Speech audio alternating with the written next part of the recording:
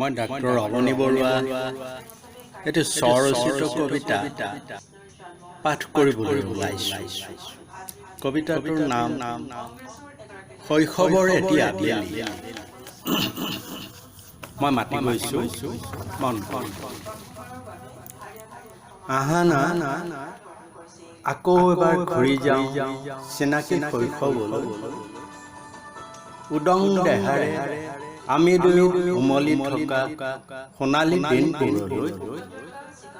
তোমাৰ দেহৰ গাখীৰ বগা ৰং আৰু মোৰ কামিহাৰ জিলিকা উদং বুকুলৈ চাই চাই খোজ লোৱা বাটৰুৱাৰ চকুত জিলিকি উঠা অজান তৃপ্তিক আমি দুয়ো ভেবা লাগি চাই লোৱা গ্ৰীষ্মৰ দুপৰীয়াৰ সেই দিনটোলৈ। আকৌ এবাৰ ঘূৰি চাওঁ আহা হাঁহ গুলি খেলি থকা তাহানিৰ আবেলি পৰত। তোমাৰ চিনাকি হাতে অচিনাকি মইতো খেদি আহি হঠাতে থমকি ৰোৱাত হাঁহিৰ ৰোল তুলি লগৰীয়াই মোক জিকা বুলি কোৱা সেই মধুৰ ক্ষণটোক মই পিছে হাৰিহে গৈছিলোঁ কিজানি।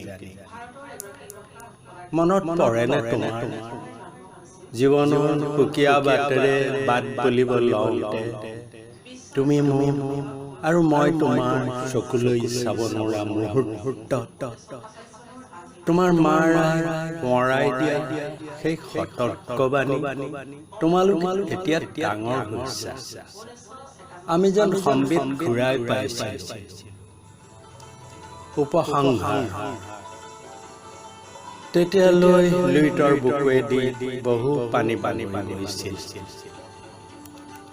সিদিনা তোমাক দেখা পাওঁ পাণবজাৰ ইউনিভাৰ্চিটি বাছ। তোমাৰ দৃষ্টি নিবদ্ধ আছিল দূৰ আকাশত আৰু খোজ লোৱা দুভৰিৰ সন্মুখৰ ওখোৰা মোখোৰা পথত। সেয়ে আছিল আমাৰ শেষ দেখা দেখি। ধন্যবাদ।